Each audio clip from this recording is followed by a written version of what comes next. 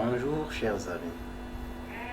Alors dans ce tutoriel, je vais vous expliquer comment récupérer un signal analogique et le programmer dans le logiciel de programmation StepSet.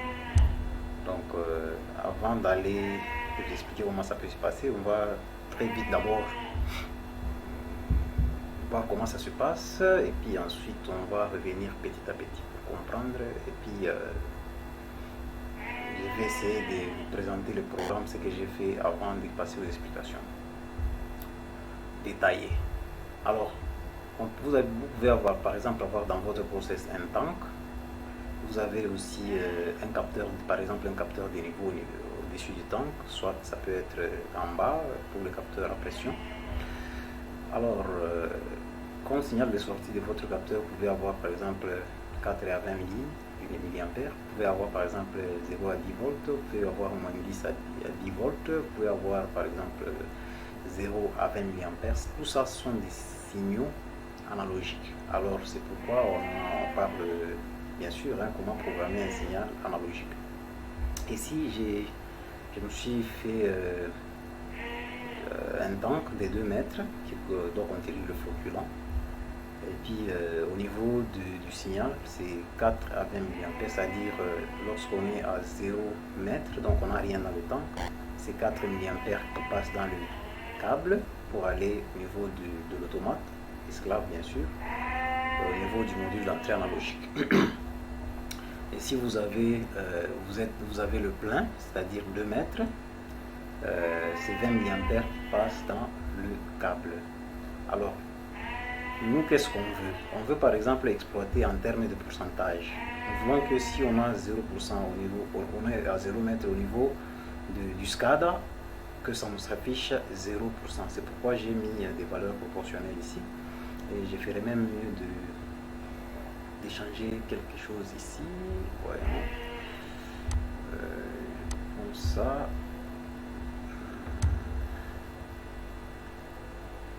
Ok, je déplace ça ici. Parfait. Et je récupère ceci pour le mettre ici. Pourquoi j'ai fait ça? Parce que moi j'ai utilisé en fait un module qui a pour résolution 12 bits. Alors si vous avez d'abord, pour ne pas brûler les étapes, donc la correspondance, on a, si on est à 0 mètre, c'est-à-dire on a 0 mètre ici qui vaut comme courant 4 milliampères et le module, comme c'est un module de 12 bits, la valeur maximale qui peut coder donc d'une valeur quelconque, donc sa valeur maximale, soit si même si on est à 100%, c'est 4096, donc en binaire bien sûr, hein, donc il va coder ça comme ça, donc des 0 jusqu'à 4096. C'est pourquoi j'ai changé, j'ai mis le 27648 de ce côté. Vous allez comprendre pourquoi on utilise ça. Alors en pourcentage bien sûr ça vaut, si on est à 0, soit si on a 4 milliampères dans le câble, c'est 0%. Ok, le niveau du temps c'est 0 mètre, 0%. Et lorsqu'on est à 2 mètres ici, c'est-à-dire on est à 100% du tank. Donc comme valeur numérique ici, au niveau de l'automate, on aura 4096. Et comme courant dans le câble, on aura 20 milliampères.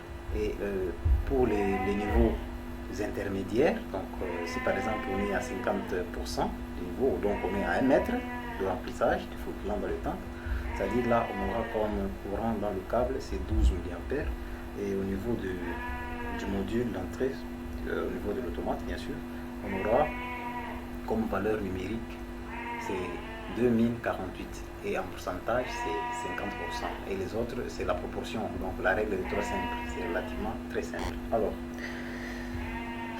vous avez votre module qui vous récupère la grandeur physique qui est la distance, ici en mètres, qui va convertir ça en un signal de sortie 4 à 20 milliampères qui est proportionnel au niveau dans le tank. Il va envoyer ce signal via le câble dans le Rio. Et sur dans le Rio, nous avons un petit automate esclave sur lequel on trouve un module d'entrée analogique. Ici, moi j'ai un module d'entrée analogique 8 fois 12 bits. 8 c'est pour les 8 canaux, soit 8 channels, soit ici on peut connecter 8 équipements, donc 8 capteurs. Chaque capteur, donc le module va le coder sous une résolution de 12 bits. Donc la valeur maximale pour 12 bits, vous allez faire 2 exposants 12. Si vous avez par exemple un module de 8 bits, vous allez faire 2 exposants 8 et vous aurez la valeur max. Si vous avez une valeur par exemple de 16 bits, vous allez faire 2 exposants 16, vous aurez la valeur max en numérique. Pourquoi? En fait, parce que tout simplement, l'automate, donc notre CPU ne peut pas comprendre ni la distance, ne peut pas comprendre ça, donc le mètre, les valeurs en mètres, ne peut pas comprendre ça, ni le courant, donc l'automate, notre CPU ne peut pas comprendre le courant. Lui peut comprendre par contre un fichier binaire, donc les impulsions électriques si vous voulez. C'est pourquoi on a mis un module d'entrée analogique. Lui il va récupérer ce courant, il va convertir ce courant en un fichier binaire et envoyer des impulsions électriques au niveau de notre CPU. Alors par rapport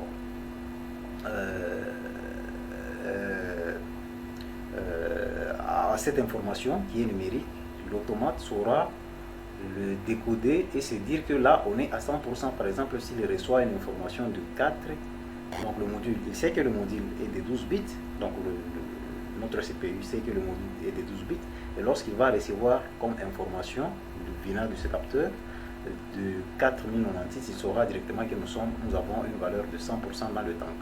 Et s'il reçoit une valeur de 0 par exemple, il reçoit 0 comme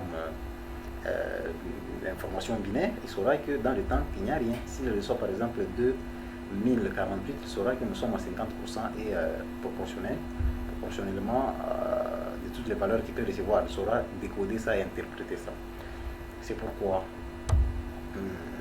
avant d'aller programmer, vous devez comprendre que l'information analogique, soit un signal analogique, c'est quoi? C'est un signal de cette forme-là. C'est un signal ininterrompu en fonction du temps. Donc c'est un signal qui est continu. Par exemple, ici, on peut avoir, vous avez cette courbe. Vous pouvez avoir par exemple ici, j'ai fait ces petits synoptiques. Hein, ici vous avez le mètre, donc peut partir de 0 jusqu'à 2 mètres là-bas pour notre tank. Et ici, vous avez, ça c'est le temps, en fonction du temps bien sûr, hein, sur le temps, ici on est parti des 6 heures juste, là on est à 6h01 minute, là 6h02, 3, 4, 5 jusqu'à 7. Et ici, vous avez le floculant dans le tank, donc la courbe du floculant. Donc on suppose qu'on a 2 pompes, une pompe qui est en train de nous alimenter, donc de charger le floculant dans le tank, et une autre qui est en train de soutirer. Okay? Et si on a les 2 pompes qui marchent, qui fonctionnent en même temps, on peut avoir une courbe par exemple de ce genre, qui peut partir, donc tel que par exemple à 6 heures on avait à 6 heures juste, on avait comme niveau dans le temps, on était à, ici j'ai pris, on est presque là, vous voyez, si on peut faire les coordonnées, on est presque à 0,6 mètres, 0,6 mètres, c'est pourquoi j'ai mis les coordonnées ici, 0,6, donc 0,6, virgule 6, c'est 6 heures juste, ok. Arrivé à 6 heures 1 minute, on est là. On est presque là, c'est presque 0,75 mètres, quelque chose comme ça. Et cela à 6h01 minute. Arrivé à 6h03, là, on est déjà au-dessus de 1 mètre, vous voyez. Donc on est à presque 1 mètre de 1,2 mètre. Le temps, c'est 6h03. Et c'est comme ça qu'on va faire un fichier binaire, et ces fichiers sont un fichier numérique, donc on va récupérer des échantillons sur notre courbe, ok, et on va en faire des coordonnées, ok, on a des coordonnées et on peut reproduire cette même courbe si on essaie de se rapprocher, on fait des petits pas de modification à des temps réguliers sur notre graphe ici, sur notre courbe. On peut très facilement reproduire cette même courbe. C'est-à-dire on peut en faire un fichier numérique. Et ce fichier numérique, maintenant, avec ce fichier numérique, on peut le convertir en binaire. Et une fois converti en binaire, on pourra très facilement effectuer établir une communication, effectuer un transfert d'informations, n'est-ce pas? Parce que là, si c'est en numérique, on peut exploiter, on peut utiliser les impulsions électriques. Chaque fois qu'il y a une impulsion électrique, on dit que c'est 1, et quand il n'y en a pas, c'est 0. C'est ça le binaire en fait. Donc le module va convertir l'information analogique qui lui est parvenue en un fichier binaire avec comme résolution maximale. Ici c'est 12 bits et pour 12 bits on a la valeur max c'est 4096, donc vous avez compris. Maintenant, comment ça se passe au niveau de la programmation?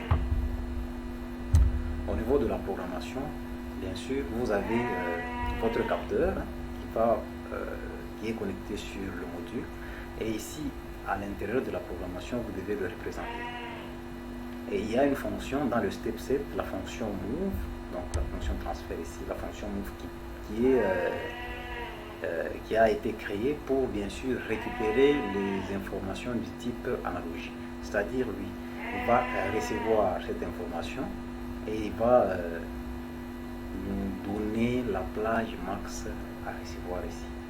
Et une fois qu'on a cette information, nous on ne veut pas à la sortie de notre programme, nous ne voulons pas voir le numérique parce que là ça va entrer dans un format numérique, et nous on veut avoir le pourcentage par exemple ici, afin de pouvoir l'utiliser. Par exemple si on est à 0%, qu'est-ce qu'on peut conditionner? On peut conditionner par exemple une pompe qui est ici, de pouvoir démarrer pour nous charger le flocculant, et lorsqu'on atteint par exemple un niveau de 80, on arrête la pompe de chargement et on démarre la pompe de vidange, bien de déchargement.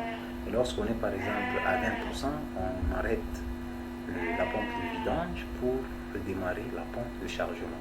Et pour cela, avant de vous expliquer ça en détail, j'aimerais pouvoir d'abord simuler. Vous allez voir comment ça se passe, et dans l'autre tuto, donc le prochain tuto, je vais vous expliquer comment arriver à programmer tout ceci. Donc bien sûr là je vais passer en visualisation, et puis je vais mettre les simulateurs en marche, et puis vous voyez l'adresse du capteur, c'est PEW 256 qui est ici. C'est pourquoi vous voyez ça, vous voyez la capteur, donc là c'est cette adresse. Je vais au niveau des valeurs, j'ai mis la valeur max, valeur min pour minimum à 0, et la valeur max, j'ai mis ça à 4096. Pourquoi? Parce que nous travaillons avec un module de 12 bits, donc je remets à 0, c'est-à-dire là on est à 0 mètre dans le tank, donc on n'a rien dans le tank. Et si vous allez tirer attention ici, ce niveau, vous allez voir comment est-ce que le level, ici le niveau va commencer à augmenter. Et lorsque on commence à mettre quelque chose dans le temps, vous voyez là le pourcentage est à, là on est maintenant, c'est ici, on est à 7, ok. Plus je vais commencer à monter, le niveau est en train de monter jusqu'à ce qu'on va arriver à 100, ok. Je pense que là on est à 51, là on est à 61, là on monte jusqu'à 100, ok. Et à 100, vous allez voir que ici la valeur, nous sommes à 4096. Et si je commence à diminuer, par exemple là, vous êtes à 3576, c'est 87 comme niveau, 85 ou 87% dans le temps. Ok, donc c'est comme ça. Donc nous on entre avec un signal 80 milli, mais au niveau de l'automate, soit au niveau de l'affichage, on peut afficher un pourcentage et exploiter ce pourcentage pour conditionner le comportement de notre process. Donc dans le prochain tuto, on va revenir dans tout ceci, voir comment est-ce que j'ai programmé. Ici vous voyez, j'ai utilisé la fonction move. Pourquoi? J'ai utilisé un convertisseur ici qui va convertir les entiers en double entier. Ici j'ai converti le double entier que j'ai eu là en réel, et ici j'ai multiplié, et il y a une constante ici. Donc voilà, je pense que j'ai mis quelque chose sur les constantes. Voilà, donc voilà, pour trouver la constante, j'ai fait tout simplement le 100% divisé par la valeur max. Si vous voyez là, par exemple, là, j'ai fait 100% divisé par 4096 pour avoir cette constante que j'ai utilisée dans mon programme ici, donc pour le multiplicateur. Donc on en parlera beaucoup plus dans le prochain